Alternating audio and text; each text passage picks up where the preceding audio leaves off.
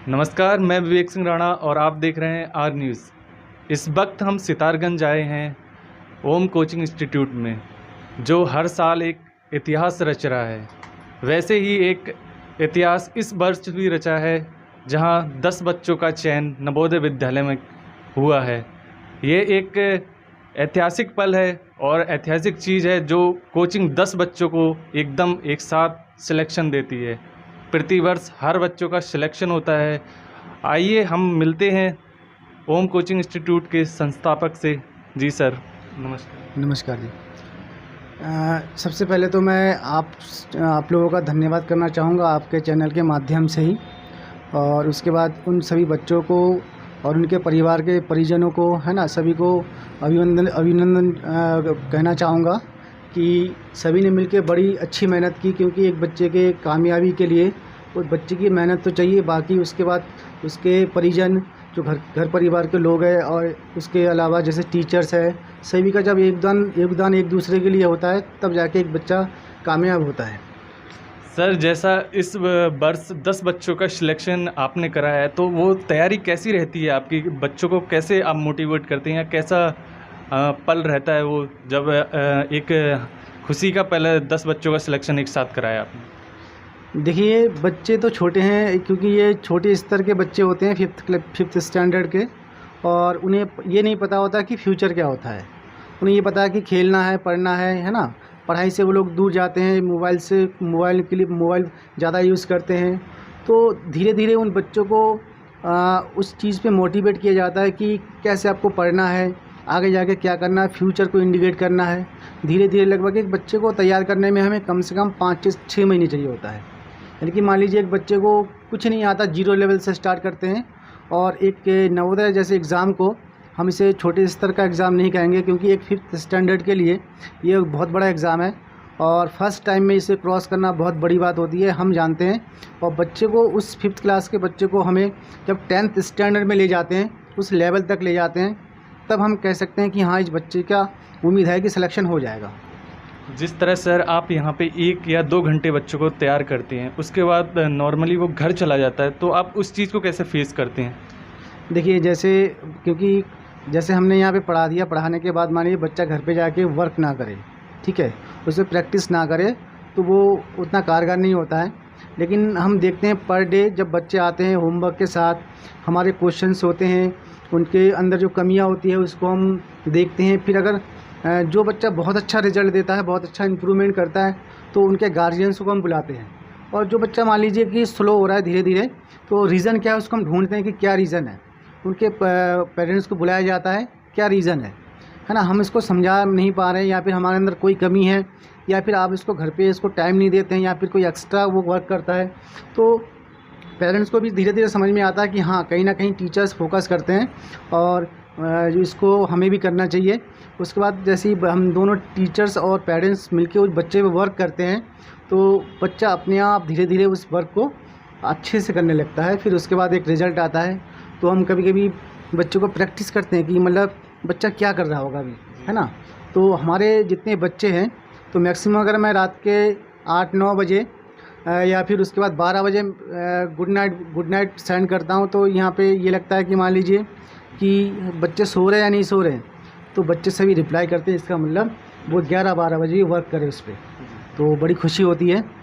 और ऐसे बच्चे जो आज इस बार तो 10 बच्चों का सिलेक्शन हुआ है, और बच्चे हमारे पास 18 बच्चे टोटल थे, तो उसमें कई बच्चे ऐसे हैं जो मतलब सक्षम थे पास करने के लिए। हो सकता है वो क्वेश्चन पेपर को एग्ज़ाम हॉल में जाके मैनेज नहीं कर पाया अपनी मेंटलिटी को, और उनके लिए भी दुख व्यक्त करता हूँ, क्योंकि उनको फेल होने पे बड़ी वो एक चीज़ होती है कि उसको फील करना बहुत अजीब लगता है, क्योंकि जो पास होते हैं वो खुशी का माहौल तो इजहार करते हैं, लेकिन जो फेल हो जाते हैं उनको, उन सभी से मेरा यही कहना है कि मतलब पहली बार दूसरी बार टूट के गिर जाना वो तो अलग चीज़ है, लेकिन गिर के फिर से उठना वो एक सफल इंसान की पहचान है। सर, जिस तरह से बहुतों को जैसे गांव का इलाका है, यहाँ पे लगभग गांव का ही इलाका है, तो कई बच्चों को या कई परिवार वालों को तो यही नहीं पता होता है नवोदय विद्यालय क्या होता है या सैनिक स्कूल क्या होता है। तो ये चीज़ वो किस तरह जाने या किस तरह उन्हें पता चले कि ये भी एक अलग चीज़ है, यहाँ से लोग IPS IAS बड़ी बड़ी पोस्टों पे जाते हैं, तो इस ये चीज़ को आप किस तरह डिस्क्राइब करना चाहेंगे? देखिए, यही हमारा आपके चैनल के माध्यम से कहना चाहेंगे कि ये जो नवोदय हैं, कुछ लोग सोचते हैं कि हाँ फ्री ऑफ कॉस्ट है, तो एजुकेशन उतना वेल है नहीं, लेकिन मुझे लगता है कि वो लोग कभी विज़िट नहीं किए होंगे। और कभी पूरा रिकॉर्ड देखा जाए, टोटल इंडिया का देखा जाए, तो इसमें मैक्सिमम जो NVS के होते हैं, तो NVS के जो रिज़ल्ट होते हैं वो आपके इंडिया के हर एक पद में आपके NVS के बच्चे मिलेंगे नवोदय विद्यालय के, चाहे वो IAS हो, IPS हो, चाहे MBBS हो, और चाहे बेसिक शिक्षा डिपार्टमेंट हो, कोई डिपार्टमेंट हो, लेकिन उसमें आपको नवोदय के, चाहे वो आपका एयरफोर्स हो, आर्मी हो। हम अगर रुद्रपुर की बात करें तो रुद्रपुर नवोदय विद्यालय से NDA में बहुत बच्चों का सिलेक्शन हुआ है। नहीं, अगर किसी को इसके बारे में पूरी पुष्टि चाहिए, वो जाए NBS में, पूरा रिकॉर्ड होता है उनके पास। मैं खुद नवोदय विद्यालय रुद्रपुर से पढ़ा हूँ, तो यह है कि हम जानते हैं उसकी वैल्यू क्या है। ये जो 7 साल का लंबा पीरियड होता है बच्चे के लिए, ये बच्चा अपने आप जीना सीखता है कि कैसे जीते हैं, अपने माँ बाप से दूर जाके, अपने कपड़े खुद धुलना, सब चीज़ें अपने खुद मैनेज करना।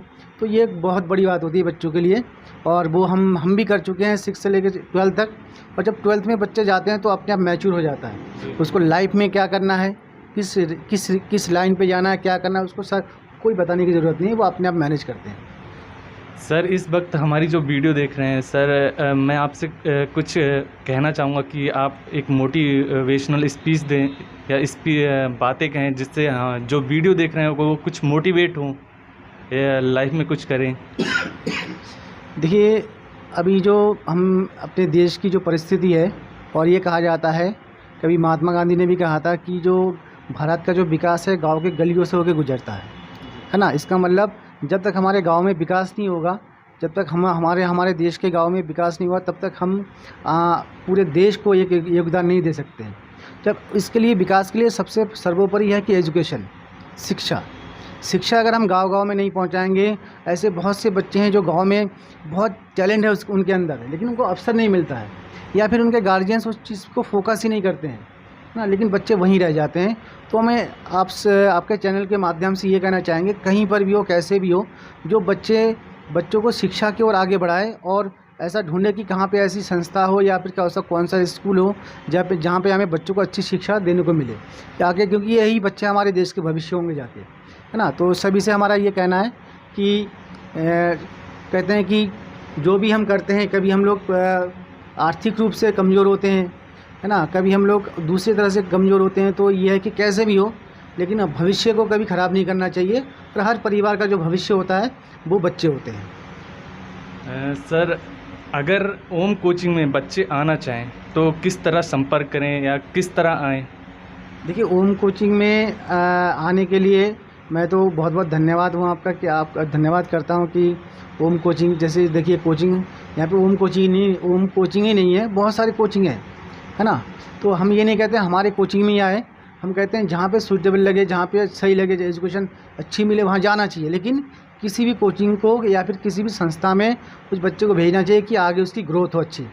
तो इसके लिए देखिए, जैसे हमारे स्टाफ है, सब स्टाफ हमारे बाहर के हैं, और किसी भी जैसे हमारे कॉन्टेक्ट नंबर है, या फिर सितारगंज में मेन ब्रांच हमारा सितारगंज में है, बिल्कुल जैसे आपका ये SBI ATM के नज़दीक खटीमा रोड पे, और बाकी कॉन्टेक्ट नंबर 7409876596 है, इस पे आप कांटेक्ट कर सकते हैं, और कोई भी समस्या होगी तो उसको हम उसका समाधान करने की कोशिश करेंगे।